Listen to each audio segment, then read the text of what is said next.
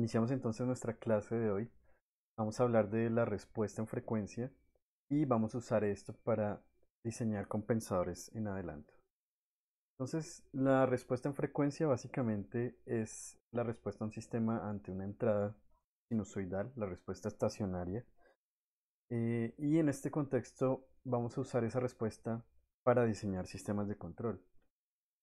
Normalmente cuando tenemos un sistema que es complicado, la función de transferencia puede obtenerse usando métodos experimentales basados en la respuesta en frecuencia. Entonces es una técnica muy útil en este caso. Estas técnicas fueron desarrolladas en los años 30 y 40. eh, ya son técnicas clásicas de control. Y hay un detalle muy importante y es que la respuesta en frecuencia no tiene una relación directa con la respuesta en tiempo, excepto en casos ideales. Entonces, no podemos diseñar directamente el sistema de control a partir de la respuesta en frecuencia para obtener algún comportamiento deseado en el tiempo, sino que hay algunas relaciones indirectas que vamos a mencionar más adelante. Algunos criterios que se usan para el diseño de la respuesta en frecuencia eh, que se pueden utilizar para obtener algunas respuestas transitorias deseables. Es decir, existen criterios que nos sirven para indirectamente obtener desempeños de tiempo aceptables a partir de la respuesta en frecuencia. Y vamos a entonces hablar de más en detalle de qué se trata la respuesta en frecuencia. En primer lugar, pues tenemos un sistema eh, básico, por ejemplo, un sistema GDS tiene una entrada X y una salida Y. Y aquí en la brecha vemos lo que sería una señal sinusoidal de entrada y la respuesta del sistema a la salida. Entonces vemos que básicamente la señal a la salida tiene la misma forma sinusoidal por ser un sistema lineal, pero la amplitud, en este caso vemos que es una amplitud más pequeña en la salida respecto a la entrada, entonces cambia la amplitud y también hay un desfase entre las dos em, señales sinusoidales. Entonces vamos a hablar de la relación de amplitud, es esta operador de barras verticales, es la magnitud, se refiere a la relación de amplitud de la salida respecto a la entrada. Y este ángulo que está aquí es el operador, es un operador de ángulo, se refiere entonces al desfase que hay de la señal de salida respecto a la señal de entrada. Y podemos escribir una función que, como una función de transferencia sinusoidal en función de la variable j omega, que es la frecuencia em, en la que vamos a estar trabajando. Y básicamente simplemente se obtiene reemplazando S igual a j omega pues, en la función de transferencia. Entonces, los gráficos de Bode son unos diagramas que nos permiten representar de manera simplificada cómo es la respuesta del sistema para diferentes frecuencias. Esos gráficos son logarítmicos, esa parte es muy importante, vamos a ver por qué. Entonces, el diagrama de Bode básicamente tiene dos figuras. La primera es el logaritmo de la magnitud y la fase de la función de transferencia. Entonces, y ambas respecto a la escala logarítmica de frecuencia. Hay una notación estándar de magnitud que es en decibeles. Entonces tomamos esta magnitud de la función de transferencia g de j omega, pero calculamos 20 logaritmo en base 10 de esa magnitud. Esa eh, nos permite obtener una magnitud no en amplitud, sino en decibeles. Entonces el diagrama de Bode tiene diferentes ventajas. En primer lugar, al usar la operación de logaritmo, cuando tenemos magnitudes diferentes que se están multiplicando, eso se convierte en una suma de logaritmos. Y la segunda es que, pues, básicamente es usando esta propiedad vamos a poder obtener un bosquejo aproximado del diagrama de Bode rápidamente a partir de la suma de las respuestas individuales de los diferentes factores que componen la función de transferencia. Como les decía, estas funciones de transferencia pueden obtenerse si hay datos experimentales. Entonces, una función de transferencia puede tener varios factores básicos. Aquí vemos una función de transferencia escrita en forma estándar y vemos varios de esos factores que tiene. Entonces, el primer factor es una ganancia K, normalmente se pone en el numerador. Pueden existir factores integrales y derivativos, que son los términos de S que están en el numerador y en el denominador. En este caso, pues tenemos aquí un J omega que está en el denominador. Puede haber un J omega que está en el numerador. También tenemos factores de primer orden, que serían los que tienen este término 1 más J omega por T. Entonces aquí, por ejemplo, en este caso vemos que la función de transferencia tiene un factor de primer orden en el numerador y otro en el denominador. También existen factores cuadráticos que tienen esta forma y pues como les decía, estos factores salen de pues términos de primer orden y de segundo orden en una función de transferencia. Y también pues cada uno de estos términos puede estar en el numerador o el denominador. A esto se refiere este más o menos 1. Más 1 en este exponente quiere decir que es un término que aparece en el numerador. Menos 1 quiere decir que es un término que aparece en el denominador.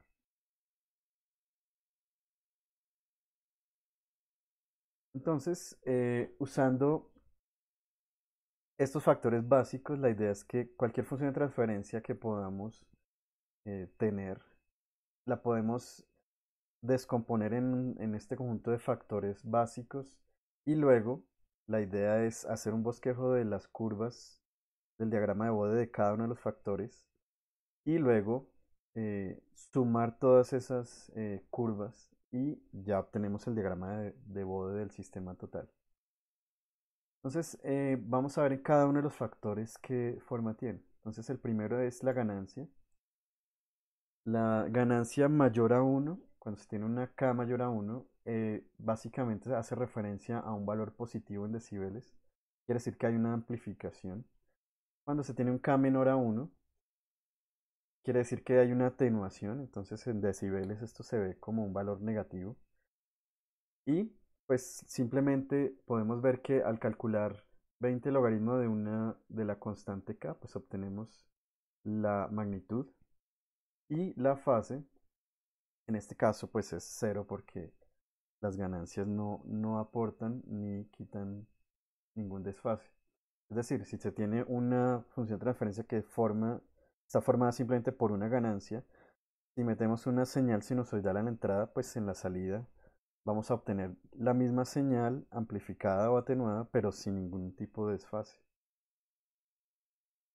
Entonces, básicamente la idea es que si nosotros variamos el valor de ese K, lo que estamos haciendo es que el gráfico de magnitud sube o baja en algún valor constante.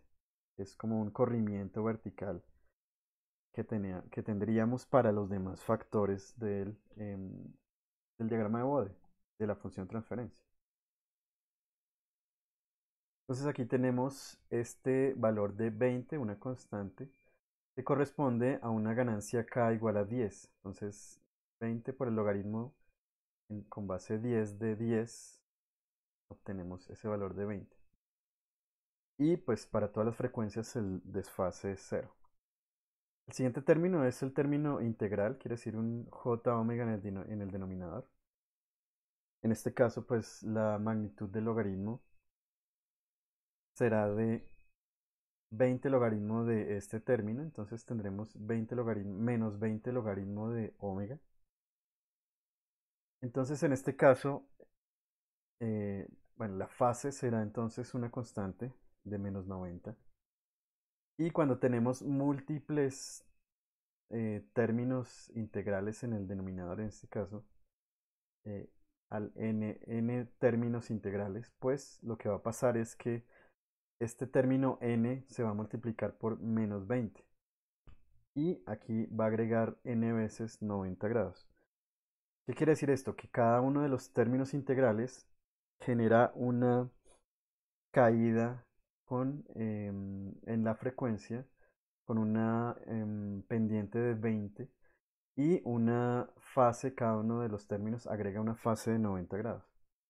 Entonces vamos a ver aquí el ejemplo. Entonces este es un término que es un solo término, o sea, tiene multiplicidad 1. Entonces aquí lo que estamos viendo es que tenemos en magnitud una recta que cae con pendiente 20 decibeles por década. Por ejemplo, en este caso vemos que en 0.1 radianes estamos en 20 decibeles. Cuando llegamos a 1 radian estamos en 0 decibeles. Entonces ahí vemos que hay una caída de 20 decibeles por cada década. Y la magnitud es constante en -90. Cuando miramos ahora el término derivativo, pues es lo que tenemos es lo mismo, solamente que eh, como está ese término en el numerador, no aparece el signo negativo aquí en el logaritmo. Y la fase también pues ahora es positiva. Entonces, en este caso pues tenemos una pendiente que crece de 20 decibeles por década y una fase constante de 90 grados. En este caso, pues si tenemos multiplicidad de n, pues sucede lo mismo. Tendremos que la pendiente de 20 se multiplica por el número de veces que tengamos este término en el numerador, en este caso. Y también la fase, pues se modificará de acuerdo al número de términos que aparezcan allí. Entonces tenemos ahora factores de primer orden en el denominador. En este caso, pues tendremos algo como esto. La magnitud será 20 por el logaritmo de este término de primer orden en el denominador. Esto se convierte en -20 por el logaritmo de este término, que es simplemente la magnitud de este número complejo. Entonces, como vemos, la magnitud en este caso sí depende em, de la frecuencia de una forma pues, diferente al caso anterior. Entonces, podemos fácilmente ver que para frecuencias bajas, quiere decir que cuando omega es mucho menor que 1 sobre t, quiere decir que la relación entre este término omega y t pues es pues omega es mucho menor que t. Entonces, en este caso, este logaritmo, este término tiende a dar, em, pues este segundo término que está dentro de la raíz cuadrada se hace 0, pues queda -20 logaritmo de 1, que eso es 0 decibeles. Si miramos las altas frecuencias, pues simplemente dependerá de omega y ahora aparece este -20 allí, quiere decir que tendremos una recta que decae con pendiente 20 decibeles por década. Y en la frecuencia de quiebre, simplemente si evaluamos omega igual a 1 sobre t, entonces obtenemos este logaritmo de la raíz de 1 más t cuadrado sobre t cuadrado. Entonces en este caso obtenemos -3 decibeles, quiere decir que justo en el punto de quiebre donde está ubicado el término de primer orden, pues allí la curva de magnitud va a tener una caída de -3 decibeles. Y esta es la forma que va a tener la figura. Entonces aquí vemos en líneas punteadas, vemos el comportamiento de baja frecuencia en este primer segmento. Luego el comportamiento de alta frecuencia. Entonces vemos que están las líneas que dijimos de magnitud 0 decibeles para bajas frecuencias. Para altas frecuencias será una caída de 20 decibeles por década. Pero justo en el quiebre la curva no es, el valor de la magnitud está un poco más abajo, 3 decibeles respecto al punto de quiebre que tenemos aquí. Pues entonces el ángulo de fase será tangente a la -1 menos tangente a la -1 de omega t. Pues para las diferentes frecuencias, entonces tendremos que cuando omega 0, pues tendremos fase 0. Cuando estamos justo en la frecuencia de quiebre, tendremos -45 grados. Y cuando aumentamos la frecuencia hasta infinito, llegaremos a 90 grados. Entonces aquí vemos pues el comportamiento de esa curva. Podemos dibujar unas líneas, estas líneas rectas punteadas que aproximan ese comportamiento. Básicamente, una década antes del punto de quiebre, de la frecuencia de quiebre. De ahí hacia atrás, pues tendremos lo que son las bajas frecuencias. En este caso será cero fase. Luego, para altas frecuencias, lo tomamos una década más adelante de la frecuencia de quiebre, entonces allí podemos aproximarlo a menos 90 grados. Y justo en la frecuencia de quiebre, que es este 1 sobre t, pues tenemos 45 grados de desfase. Entonces, estas rectas punteadas son esas aproximaciones de las curvas exactas de la respuesta en frecuencia. El término de primer orden de derivativo, o sea, el que está en el numerador, tiene el mismo comportamiento, solamente que todos los signos son positivos, entonces esto quiere decir que la curva, bueno, la curva en altas frecuencias tendrá una pendiente de 20 decibeles por década. Lo mismo aquí, entonces, ahora la pendiente es positiva, quiere decir que la fase cambia de 0 a 90 grados positivo, pasando por 45 grados. En cuanto a frecuencia, pues es lo que ya dijimos, solamente que es positivo.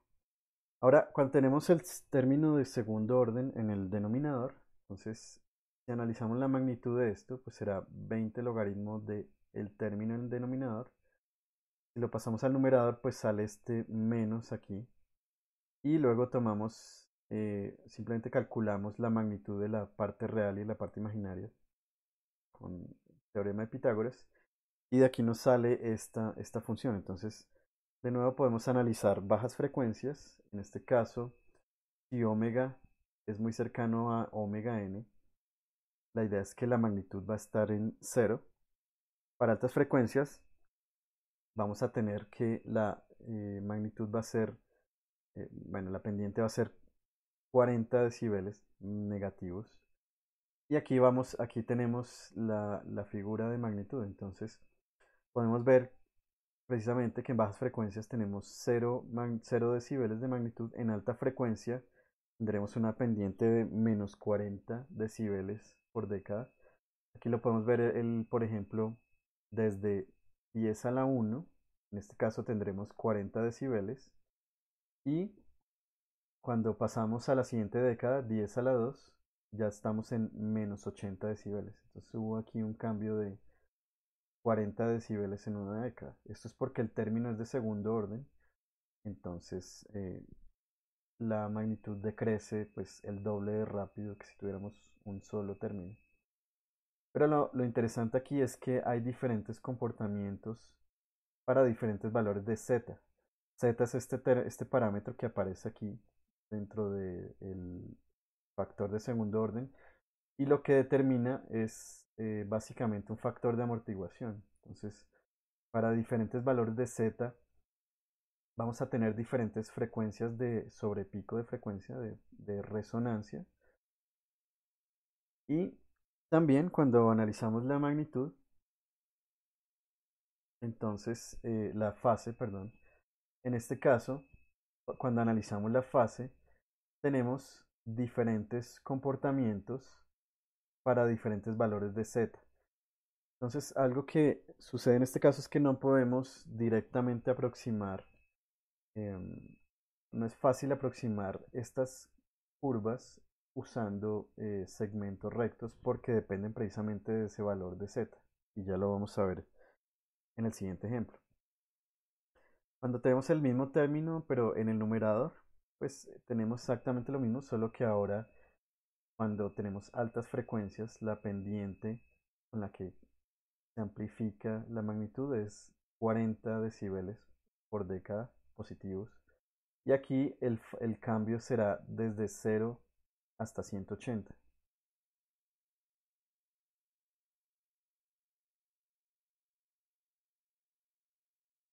Entonces, ¿para qué nos sirven estos factores? Básicamente la idea, como les dije, es que usando estos factores podemos hacer un bosquejo del diagrama de Bode de una forma rápida. Entonces, ese procedimiento para hacer esto es, primero, escribir la función de transferencia de esa forma normalizada como un producto de factores básicos. Entonces, es posible, ustedes saben que una función de transferencia puede estar escrita como como un polinomio en el numerador y en denominador de orden 3, 4, 5. Entonces ahí hay que tomar factores y escribirlos de esa forma para poder identificar cada elemento de la función de transferencia. Lo segundo es identificar para cada factor cuáles son las frecuencias de quiebre asociadas. Entonces, ese es el 1 sobre t que veíamos en los factores de primer orden y el omega sobre omega n que veíamos en el término de segundo orden. Luego entonces podemos hacer el dibujo de cada uno de esos términos eh, usando esas aproximaciones asintóticas, quiere decir hacer la aproximación de las curvas reales usando segmentos rectos, tanto para magnitud como para fase. Una vez tenemos esos segmentos, simplemente gráficamente se obtiene la suma de esas curvas, pues de esos segmentos rectos. Y si nos interesa conocer algunas frecuencias en algunas, las magnitudes o las fases en algunas frecuencias de interés, entonces uno puede realizar correcciones simplemente haciendo el cálculo directo de la magnitud y la fase de toda la función de transferencia en esos puntos específicos. Vamos a ver un ejemplo. Supongamos que tenemos esta función de transferencia. Aquí eh, ya está escrita en la forma normalizada. Entonces miren que tenemos una ganancia en el numerador, un término de primer orden en el numerador. Tenemos un término integral en el denominador. Tenemos otro término de primer orden y uno de segundo orden en el denominador. Entonces, son estos elementos que tenemos aquí. Y pues lo que hacemos entonces es para cada uno hacer los dibujos. Entonces vemos que, regresando un momento aquí, vemos que la ganancia constante, pues habíamos dicho que es es una recta de magnitud constante y frecuencia cero. Entonces en este caso lo vemos aquí en el color azul. Entonces una ganancia de 5 equivale aquí a una magnitud eh, como de 14 decibeles. Luego entonces si miramos el segundo término es un polo en el origen. Entonces este término nos produce esta línea de color rojo que en magnitud desciende con una pendiente de 20 decibeles por década y agrega una fase constante de 90 grados negativos para todas las frecuencias. El tercer término era el término de primer orden en el denominador, en este caso, si miramos este que está aquí, 1 más 0.5 omega j, lo podemos escribir así de esta forma. Entonces, en este caso, quiere decir que la frecuencia de corte o de quiebre de este elemento de primer orden es un polo. La frecuencia está en 2. Entonces, quiere decir que en 2 radianes por segundo, que en este caso será por aquí, existe un quiebre para la línea amarilla que para las frecuencias bajas viene en 0 magnitud y luego empieza a descender con una pendiente de 20 decibeles por década. Y aquí en la curva de fase, entonces una década antes empieza a disminuir. En el punto de quiebre llega a 45 grados y una década después llega a menos 90 grados. Ahora el cuarto término, perdón, es un cero en una frecuencia de 10 radianes por segundo. Entonces es el término que aparece en color púrpura aquí. Entonces cuando tenemos 10 radianes por segundo, hay un punto de quiebre aquí donde para frecuencias bajas venía en cero y cuando pasa de ese punto empieza a aumentar con esa pendiente de 20 decibeles por década. Y aquí la magnitud, ahora es la fase es ahora positiva. Entonces una década antes de 10 del punto de quiebre, aquí empieza a aumentar desde cero, pasa por 45 en el punto de quiebre y luego llega a 90 una década después, que son 100 radianes por segundo. Y el último término es un término de segundo orden, cuyo punto de quiebre está en 50 radianes por segundo, que es este omega que aparece aquí en el denominador.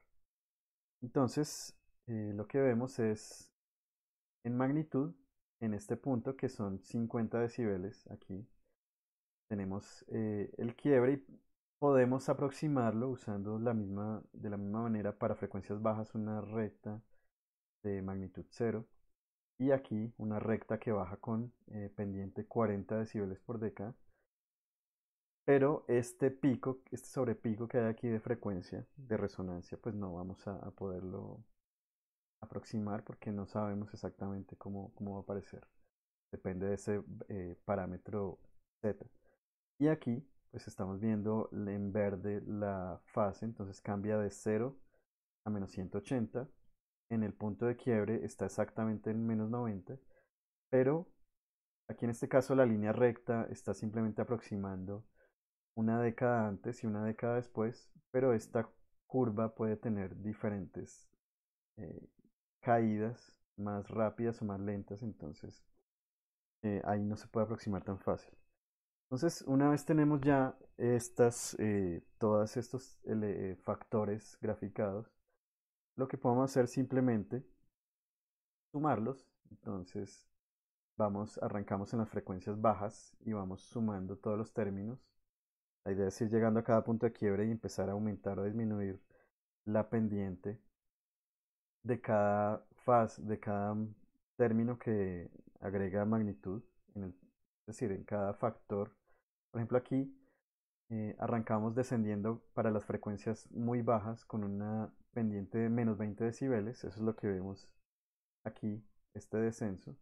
Cuando llegamos a la primer quiebre, que está aquí en este caso en 2 radianes por segundo, entonces vemos que empieza a actuar otro término, perdón, aquí en 1 radian por segundo, empieza a actuar un término que sube.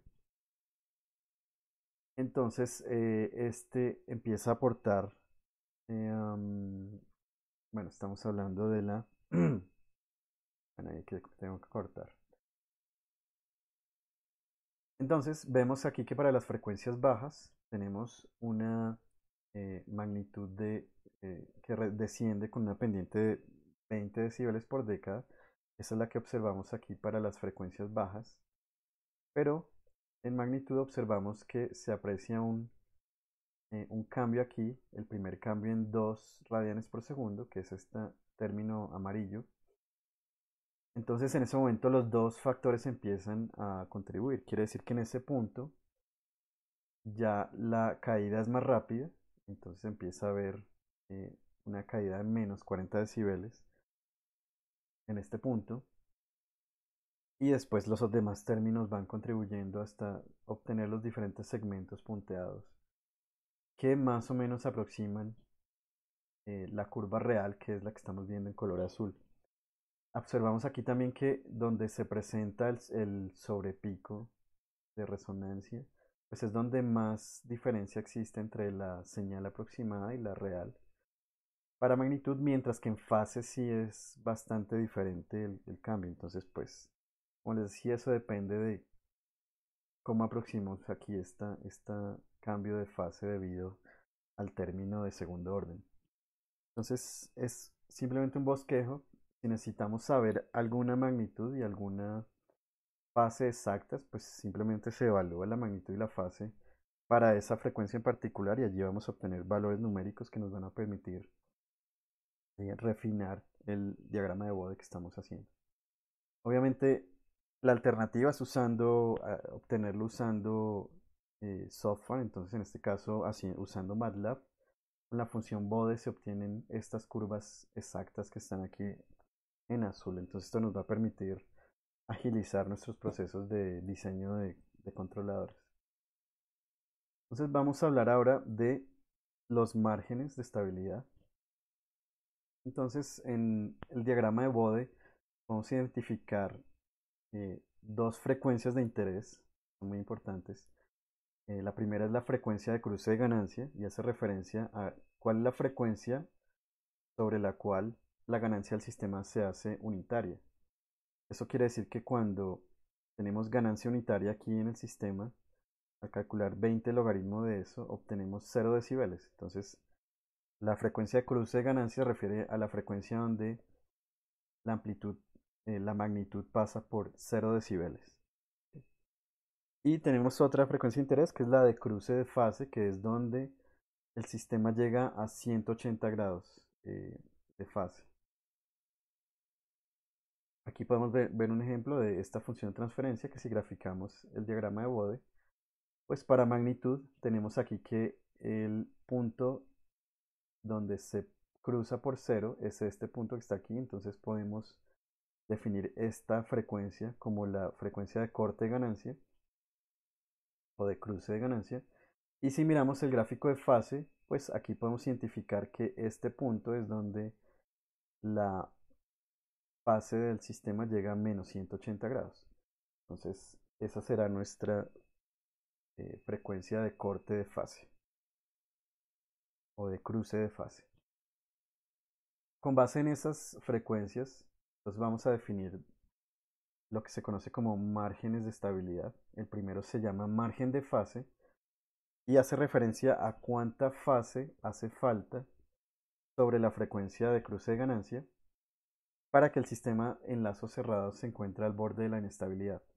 Eso quiere decir, si estamos sobre la frecuencia de cruce de ganancia, como dijimos, quiere decir que la magnitud en decibeles es 0, eso quiere decir que la amplitud es 1 entre entrada y salida, la ganancia entrada-salida, y en este caso, eh, si tenemos 180 y le sumamos este margen de fase, lo que tenemos es el, el punto en el que el sistema se hace inestable. Entonces, para explicar esto más claro, bueno, voy a hacerlo ahorita usando MATLAB, pero la idea básicamente es, si ustedes recuerdan, si tenemos eh, vamos a hacerlo aquí en nuestra tablet. Entonces, si tenemos un sistema, una función de transferencia g de j omega, entonces sabemos que si calculamos la magnitud de la función de transferencia y la magnitud es 1, y si calculamos el ángulo de la función de transferencia, y en este caso si obtenemos 180 grados, esto quiere decir que el sistema es inestable, está al borde de la inestabilidad.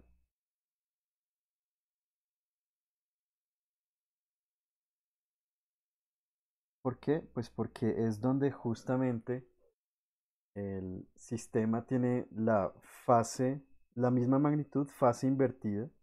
Eso quiere decir que si ponemos una senoidal en la entrada, a la salida obtenemos la misma senoidal, pero invertida con fase de 180. Y si cerramos el lazo, entonces se va a producir una retroalimentación positiva en este caso. Entonces, eso genera inestabilidades. Entonces, esto es lo que tenemos que, eh, es decir, el margen de fase entonces quiere decir cuánto nos hace falta en nuestro sistema para llegar a ese punto de inestabilidad. Entonces es muy importante que cuando tengamos un sistema haya suficiente margen de fase para garantizar que el sistema no esté cerca de hacerse inestable. Entonces eso es lo que queremos. El segundo margen, pues es el margen de ganancia. En este caso se define como la ganancia sobre la frecuencia de cruce de fase, tal que el sistema en lazos cerrados se encuentre al borde de la inestabilidad. Quiere decir que en este caso lo escribimos como el inverso de la magnitud de la ganancia del sistema evaluada en la frecuencia de cruce de fase. Entonces, gráficamente podemos identificarlos aquí en el diagrama de Bode. Entonces, el margen de fase será, como lo dijimos, cuál es la fase que le hace falta al sistema. Entonces, vamos aquí a la segunda figura, que es la de la fase. Entonces, vemos que en esta frecuencia de corte de ganancia, que es cuando la magnitud está en 0 decibeles, esta es la fase del sistema y lo que nos hace falta desde aquí para llegar a los 180 grados, pues es esta distancia de fase, que en este caso, para este ejemplo, son 43 grados. Y ahora, para el margen de ganancia, entonces miramos dónde la fase es 180 grados, entonces es para esta frecuencia que estamos viendo aquí. Y si miramos la magnitud del sistema, entonces vemos que la distancia que hay desde ese punto de magnitud hasta los 0 decibeles es de 15 decibeles en este ejemplo. Eso quiere decir cuánto nos hace, o sea, si en este caso para el margen de fase lo que estamos haciendo es fijar la amplitud en 1, quiere decir 0 decibeles, que es aquí en nuestro, estamos fijando este término en 1, y lo que queremos saber cuánta fase nos hace falta para cumplir esta condición de 180 grados. Entonces, eso es lo que vemos aquí en el primer caso. Ahora, en el segundo caso, lo que estamos viendo es cuánto estamos fijando la magnitud, la fase en 180, perdón. Estamos fijando esta fase en 180 y lo que queremos es identificar cuánta ganancia nos falta para llegar a 1. Entonces, son las dos condiciones que se pueden presentar eh, para que el sistema esté al borde de la inestabilidad. Entonces, vamos a ver un ejemplo de esto usando MATLAB. Entonces lo que podemos ver aquí es, primero pues, de definir la función de transferencia del ejemplo que estamos viendo allí. Primero voy a definir entonces la variable compleja s y escribo la función de transferencia como 1 sobre, tenemos un integrador y tenemos dos términos de primer orden. El primero es s más 1 y el segundo es 0.2 s más 1. Tenemos esta función de transferencia y básicamente lo que tenemos es, vamos a ir multiplicando esa función de transferencia por una ganancia k y vamos a ver cómo eso nos altera la estabilidad del sistema. Vamos a primero a definirla en 1 y vamos a poner la magnitud de esta ganancia k como 20 por logaritmo base 10 de k. Entonces aquí vamos a poder ver esta magnitud k a cuánto equivale en decibeles. Entonces, por ejemplo, si tenemos una magnitud de 1, en decibeles eso equivale a 0, 2 equivale a 6 decibeles, 3, 9, 4 ganancia es 12 decibeles, 5 es 14 y 6 ya es 15 algo. ¿Ok? Entonces vamos a empezar en 1 y la idea es que entonces tenemos, vamos a calcular la respuesta a paso de nuestro sistema en lazo cerrado. Entonces vamos a calcular la función de transferencia en lazo cerrado del sistema es la retroalimentación de la, la función de transferencia a lazo abierto, que es la ganancia por el sistema, multiplicado por el sistema, y una retroalimentación unitaria. Y vamos a calcular ahora sí la respuesta a paso de ese sistema de lazo cerrado. Entonces aquí tenemos para ganancia 1, obtenemos esta respuesta, es una respuesta oscilatoria. Y vamos a ver que a medida que se aumenta la ganancia, el sistema empieza a hacerse más oscilatorio. Por ejemplo, aquí con ganancia 2 estamos en casi 50% sobre pico. Con ganancia 3 llevamos en 60%. Ganancia 4, casi 80%. Ganancia 5, tenemos más del 80%.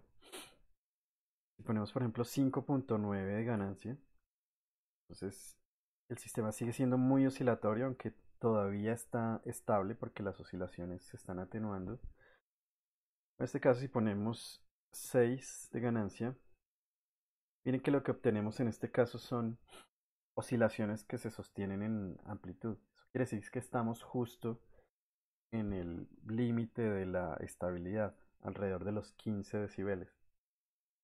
Y si aumentamos un poco esa magnitud, entonces ya obtenemos una respuesta inestable, que es básicamente oscilaciones que van aumentando de amplitud en el tiempo.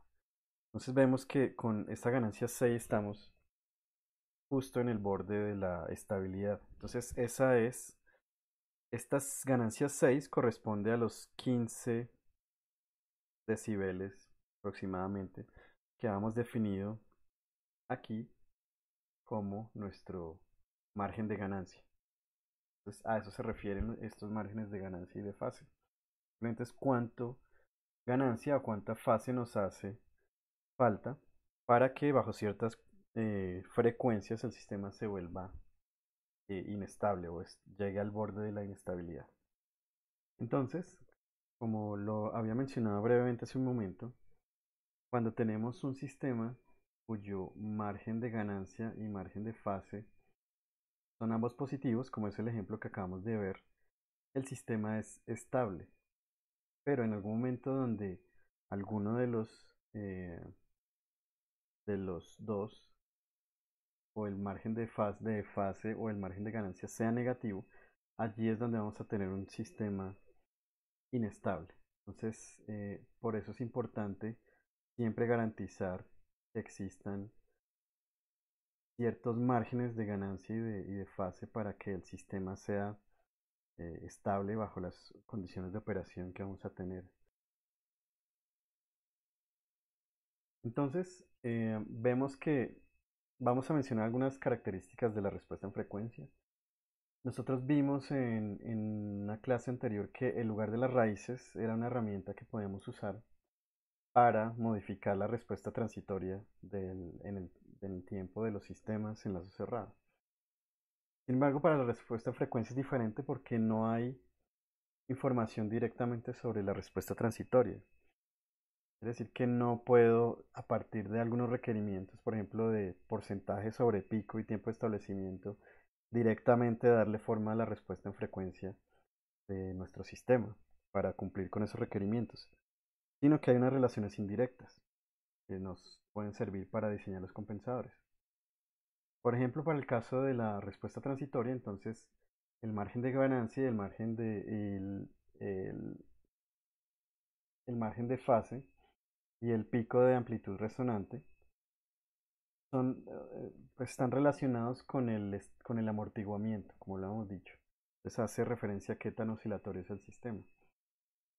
El- la frecuencia de cruce de ganancia y la frecuencia de resonancia y el ancho de banda son todos frecuencias que están relacionadas. Tienen que ver con la velocidad de la respuesta transitoria, como lo vamos a ver en el ejemplo más adelante. Y las constantes de error estático, pues hacen referencia a la exactitud de la respuesta en estado estacionario. Entonces, esas especificaciones de frecuencia, como los márgenes de fase, margen de ganancia, ancho de banda, las frecuencias de cruce, todas esas se pueden satisfacer usando el diagrama de Bode. Entonces, la idea es satisfacer esos requerimientos y conocer indirectamente cómo esos requerimientos van a modificar la respuesta en el tiempo. Entonces, cuando tenemos un sistema en lazo abierto, pues cuando tenemos bajas frecuencias de ese sistema, esas bajas frecuencias van a estar relacionadas con el comportamiento del sistema en estado estacionario cuando se cierra el lazo. En las medianas frecuencias hablan de la estabilidad relativa, que es lo que mencionamos aquí, de los márgenes de fase y de ganancia. Y las altas frecuencias indican la complejidad del sistema, que hace referencia a qué tantos polos y ceros tiene el sistema. Cuando tenemos la respuesta de frecuencia en lazo abierto, entonces básicamente lo que queremos es compensar el sistema. Y esa compensación lo que busca es buscar un equilibrio entre qué tan exacto es el estado estacionario y qué tan estable es el sistema respecto a este borde de inestabilidad que ya analizamos. Entonces hay un compromiso entre los dos. Es algo parecido a lo que veíamos también en la respuesta en tiempo. Y pues en general lo deseable es que cuando estamos analizando la respuesta en frecuencia de ese sistema, pues en bajas frecuencias la ganancia debe ser suficientemente alta. Eh, Luego, cerca a la frecuencia de corte de ganancia, debería empezar a disminuir la amplitud con una pendiente de 20 decibeles típicamente por década y extenderse más allá hasta que tengamos un margen de fase apropiado. Todo esto es para garantizar que el sistema es estable. Y en alta frecuencia, pues la ganancia debe atenuarse rápidamente, básicamente para eliminar los ruidos de alta frecuencia que se van a meter dentro del lazo cerrado. Entonces ahora vamos a hablar de cómo esta respuesta en frecuencia puede usarse para diseñar compensadores. Entonces, hay varios tipos de compensación. La primera es la compensación en adelanto. Básicamente el objetivo, lo que ofrece es mejorar la respuesta transitoria con una pequeña pérdida en la exactitud del estado estacionario, o con un pequeño cambio. Entonces es el mismo concepto del compensador en adelanto que hemos visto cuando lo sintonizamos usando en lugar de las raíces. Algo que puede suceder es que en alta frecuencia se pueden acentuar los efectos de ruido cuando tenemos compensación en adelanto y generalmente aumenta el orden del sistema en 1, a menos que exista cancelaciones de polos y ceros. La segunda es la compensación en atraso. Lo que nos ofrece es la mejora en la exactitud del estado estacionario, pero con la desventaja de que el tiempo de respuesta transitoria aumenta, o sea, eso quiere decir que el sistema se hace más lento. Elimina el ruido de alta frecuencia y también aumenta el orden del sistema en 1. Y cuando queremos tener una combinación de los dos efectos, de los dos tipos de compensación, pues usamos la compensación adelanto-atraso. Allí pues se combinan esas dos ventajas, pero se aumenta el orden del sistema en 2. Entonces quiere decir que el sistema se vuelve más complejo y puede ser que la respuesta transitoria sea más difícil de controlar en este caso. Entonces, el compensador en adelanto lo definimos en este contexto de esta forma, como una función transferencia E sub c, donde tenemos una ganancia k sub c por un término alfa, y aquí tenemos un 0 y un polo. Entonces, el 0 es ts más 1, el polo es alfa ts más 1. Esto se puede reescribir simplemente multiplicando alfa aquí, donde este alfa es el factor de atenuación del compensador. Alfa está entre 0 y 1. Entonces quiere decir que el compensador tiene un 0 que está ubicado en menos 1 sobre t y un polo que está ubicado en menos 1 sobre alfa t. En este caso, como alfa es un valor que está entre 0 y 1, el compensador en adelanto va a tener un 0 que está más cercano al origen que el polo. El polo va a estar ubicado más hacia la izquierda. Ahora, entonces, eh, pues cuando tenemos un alfa muy pequeño, eh, como les dije, el polo va a estar muy lejos hacia la izquierda y el cero va a estar ubicado a la derecha del polo, o sea, más cerca del origen en el plano complejo.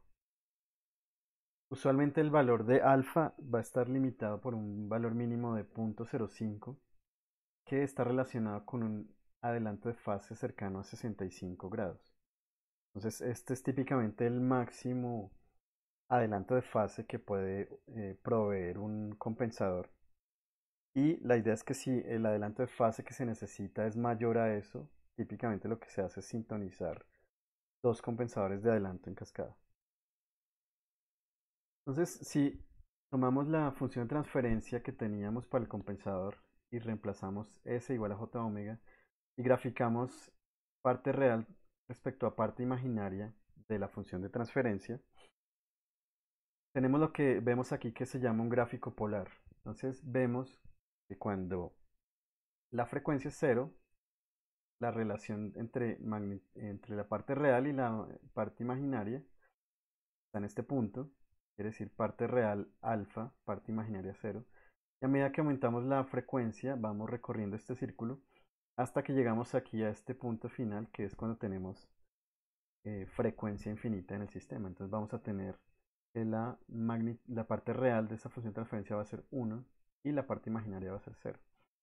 Entonces aquí vemos que esto tiene una forma de un círculo. Podemos analizar esto, la geometría de este círculo.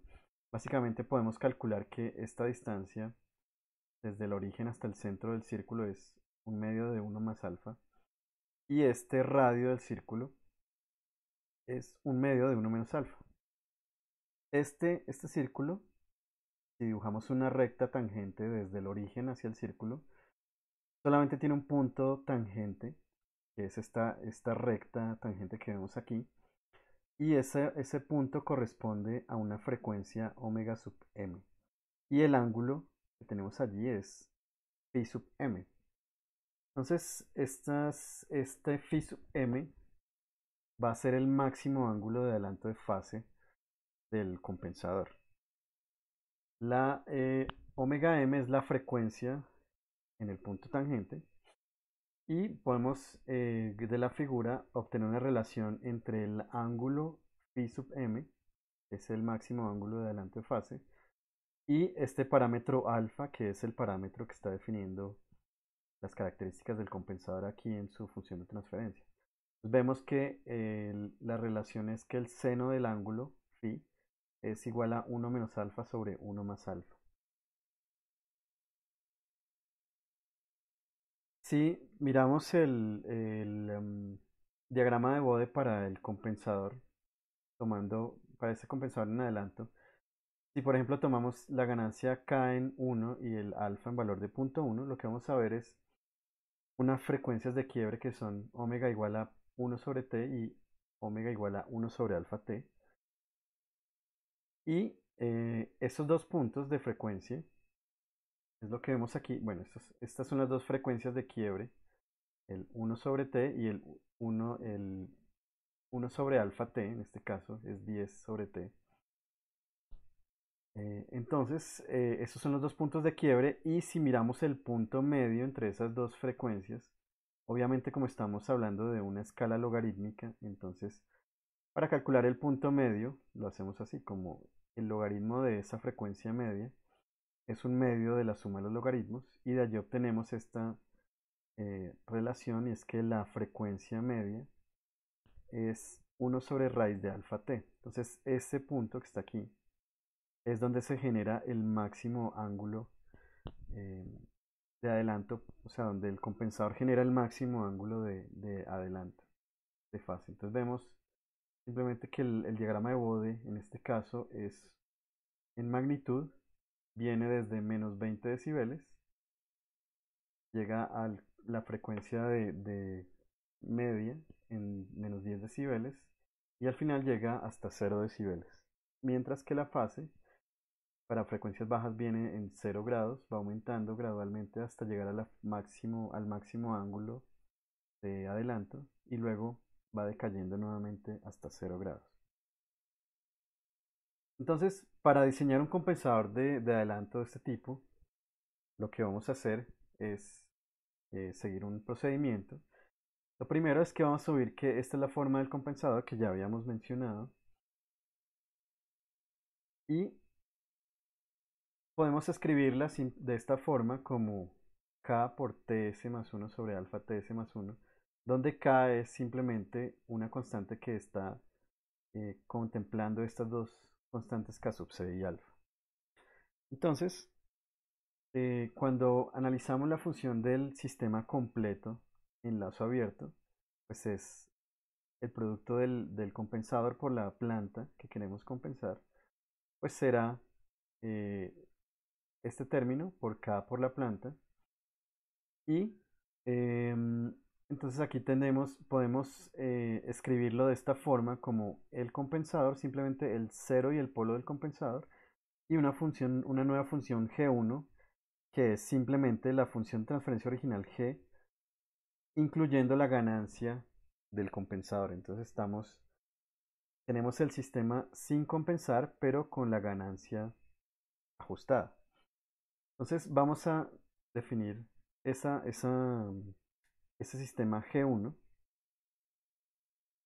y lo que queremos es determinar cuál es la constante K que satisface el requerimiento de la constante de error estático. Básicamente, lo que tenemos es que el problema nos da típicamente alguna constante de error estático que debemos satisfacer. Y eh, esta condición nos sirve para determinar el valor de esta constante K. Luego, una vez tenemos esa constante K calculada, entonces dibujamos el diagrama de Bode del sistema E1, que es el sistema sin compensar pero con la ganancia ajustada, y miramos cuánto es el margen de fase de ese sistema. Una vez tenemos ese ángulo definido, pues a ese ángulo le agregamos una, una franja adicional de seguridad de 5 a 12 grados. Y esta franja adicional es porque el compensador, cuando uno lo introduce dentro del sistema, lo que hace es desplazar la frecuencia de cruce de ganancias a la derecha. Entonces, esto hace que el margen de fase disminuya. Entonces, ese límite queda más cerca. Entonces, vamos a agregarle una franja adicional de seguridad para estar seguros de que no vamos a estar demasiado en el límite de inestabilidad.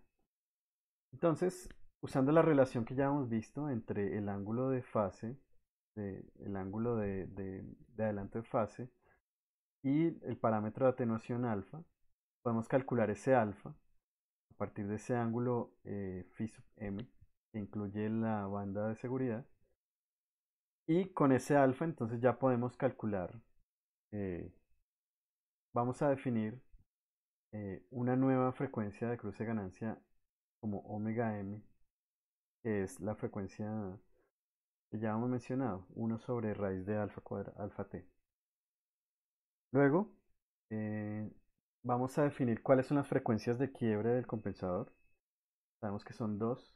Entonces, la del 0, que es 1 sobre t, y la del polo, que es 1 sobre alfa t.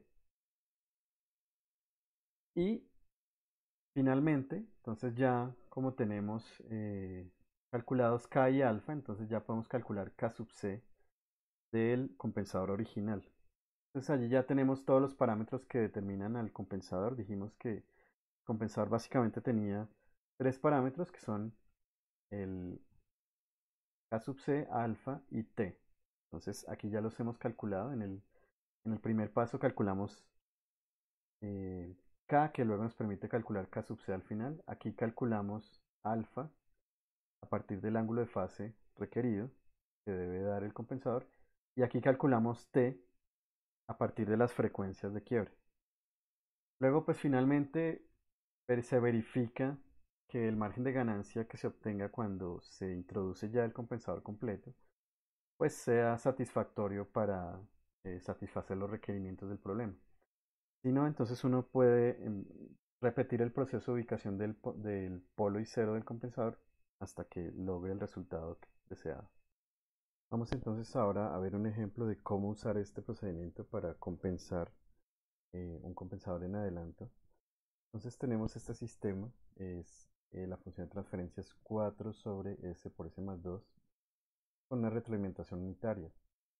La idea es que queremos diseñar un compensador donde el error estático de velocidad sea 20, el margen de fase al menos 50 grados y el margen de ganancia al menos 10 decibeles.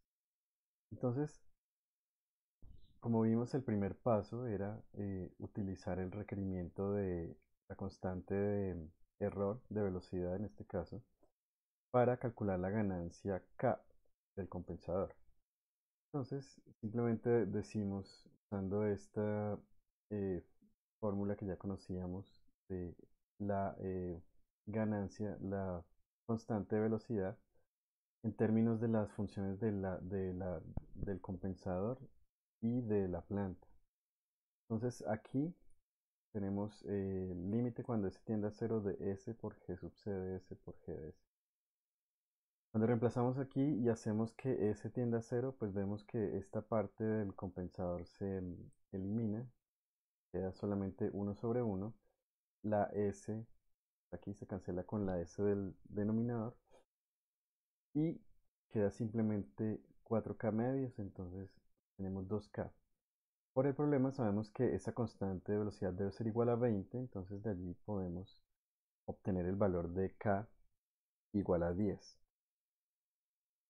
Entonces la función G1, si ustedes recuerdan, dijimos que al reescribir el sistema, la función de transferencia de lazo abierto del sistema compensado, tomábamos la K y la metimos dentro de la planta, entonces queda esa nueva función de transferencia así. Multiplicando K igual a 10, pues obtenemos 40 sobre J omega por J omega más 2. El segundo paso, como vimos, era graficar el diagrama de Bode para ese sistema que aún no ha sido compensado, pero que tiene ya la ganancia ajustada. Y lo que obtenemos, en este caso usamos la función margin de MATLAB. Allí pues entonces nos dice que el margen de fase es 18 grados. Esa 18 grados son esta distancia que estamos viendo aquí en una frecuencia de 6.17 radianes por segundo.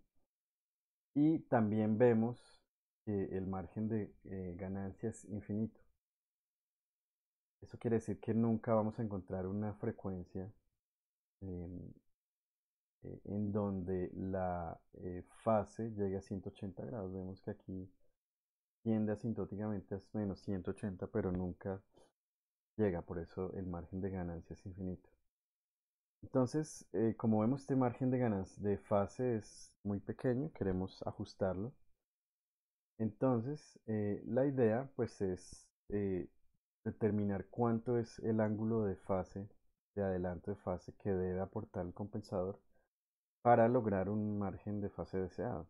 En este caso, el problema nos había indicado que queríamos un margen de fase de 50 grados. Entonces, pues tomamos 50 grados, que es a lo que queremos llegar, menos 18, que es lo que tenemos actualmente, y le agregamos 5 grados, que es ese margen de seguridad que habíamos mencionado, eh, que se debe agregar en este caso. Entonces, aquí obtenemos que el ángulo de adelante fase que debe aportar el compensador es de 37 grados. Luego, pues ya como sabemos cuál es el ángulo de fase, de adelante fase que debe aportar el compensador, pues usando esta expresión que hemos obtenido del diagrama polar, podemos obtener el valor de alfa. En este caso, con 37 grados, pues obtenemos que alfa es 0.2486. Ese ya es uno de los parámetros del compensador. Luego, pues, con base en este valor de alfa, queremos determinar cuáles son las frecuencias de quiebre. Están la frecuencia omega igual a 1 sobre t y omega igual a 1 sobre alfa t. Entonces allí conocemos alfa, pero aún no conocemos t, es lo que queremos calcular. Entonces, pero sabemos que esas dos frecuencias deben estar en este punto medio que está dado por omega igual a 1 sobre la raíz cuadrada de alfa t. Entonces, lo que queremos es, pues la manera de hacerlo es primero evaluar en esa frecuencia, en la frecuencia central, entre los dos quiebres, vamos a evaluar la ganancia del compensador, sin incluirle el término K que estaba afuera. Entonces, en este caso, reemplazando J omega por este valor de frecuencia y simplificando todo, obtenemos que la magnitud es 1 sobre raíz de A. Entonces quiere decir que ya directamente podemos conocer cuál es la magnitud que aporta el compensador en esa ganancia. En este caso, pues son 6 decibeles aproximadamente. La idea entonces es, lo que queremos es que, dado que el compensador agregó esos 6 decibeles, la ganancia, la función de transferencia que tiene la ganancia ajustada G sub 1 que habíamos mencionado antes, em, queremos ver dónde esa función de transferencia tiene una magnitud de menos 6 decibeles. ¿Por qué? Pues porque lo que queremos es, al multiplicar esos dos términos, lo que estamos haciendo es, como habíamos dicho, desplazar verticalmente la magnitud en esa frecuencia. Entonces, lo que queremos es que para esa frecuencia central la magnitud sea cero. Entonces, queremos es encontrar dónde para esta función de transferencia G1 se cumple que la magnitud es menos 6 decibeles. Mirando el diagrama de Bode que ya hemos obtenido, vemos que esa frecuencia está en 8.85 radianes. Entonces, esta va a ser la nueva frecuencia de corte de ganancia. Es decir, ahí es donde la, la magnitud del nuevo diagrama de Bode va a pasar por 0 decibeles. Entonces, ya teniendo eso, pues sabemos entonces eh, que esa es la frecuencia central, que es 1 sobre raíz de alfa t, como ya conocemos raíz de alfa y ya sabemos cuál es la frecuencia de corte de ganancia. Solo queda como incógnita t y allí podemos calcular entonces las dos frecuencias de quiebre. Entonces tenemos la frecuencia baja, pues será 4.9 radianes por segundo y 1 sobre alfa t será 20. Entonces ya tenemos nuestro compensador completo, sabemos, eh, bueno, falta una parte, pero ya sabemos dónde está. Aquí usted recuerda que era S más 1 sobre T y aquí abajo era S más 1 sobre alfa T. Son estos dos valores que acabamos de calcular. Y esta K sub C, pues, aún nos falta calcularla. Entonces, lo que podemos hacer aquí es entonces sacar factor común alfa, que es el valor que ya conocíamos, y nos queda escrito de esta forma. Y si ustedes recuerdan, entonces la idea es que el valor de K sub C, pues, o mejor dicho, la ganancia K total era la multiplicación de estos dos parámetros. Entonces, allí podemos calcular K sub C como K sobre alfa y obtenemos un valor de 40 aproximadamente. Entonces, finalmente el compensador pues queda de esta forma. Entonces ya encontramos todos los parámetros del compensador. Recuerden que eran estos tres, K sub C, alfa y T. Y ya podemos ver el efecto del compensador. Entonces, lo que vamos a hacer es ahora sí hacer la simulación del sistema. eh, en este caso vamos a hacer la simulación em, para una respuesta. Bueno, vamos a ver el diagrama de Bode primero. Entonces, en este caso, estamos viendo aquí en azul el diagrama de Bode para la función de transferencia original de la planta original G. Entonces vemos que la frecuencia de corte de ganancia es 1.57 y el margen de fase va a ser 51.8. Entonces, si recordamos el requerimiento que teníamos era que el sistema compensado debe tener margen de fase de 50. Al compensar, estamos viendo este diagrama de Bode de color rojo, que es el que está aquí, es donde incluimos el G sub C, que es la función de transferencia del compensador. Y ahora vemos que este nuevo sistema compensado tiene una frecuencia de corte de ganancia mucho más arriba, en 8.5 radianes por segundo aproximadamente. Y en este punto el margen de fase será 50. Entonces ahí estamos satisfaciendo el requerimiento que queríamos. ¿Cuál es el efecto de esto? Básicamente es que el nuevo sistema compensado tiene un mayor ancho de banda. Entonces esto es bueno porque lo que habíamos mencionado hace algunas diapositivas era que al aumentar el ancho de banda, la respuesta del sistema se hace más rápida. Entonces, vamos a ver eso en el siguiente slide. Entonces, al cerrar el lazo y hacer la simulación del sistema ante una entrada paso, obtenemos esto. Entonces, aquí vemos que en azul está de nuevo la respuesta paso del sistema sin compensar. Entonces vemos que es una respuesta, digamos, típica con un sobrepico de aproximadamente 15% y un tiempo de establecimiento de más o menos 6 segundos. Al compensar, entonces obtenemos el comportamiento de la línea roja, y vemos que el sobrepico aumentó un poco, eh, más o menos en menos de 20, aproximadamente 22%, pero ahora el tiempo de establecimiento es muchísimo más rápido, es un segundo.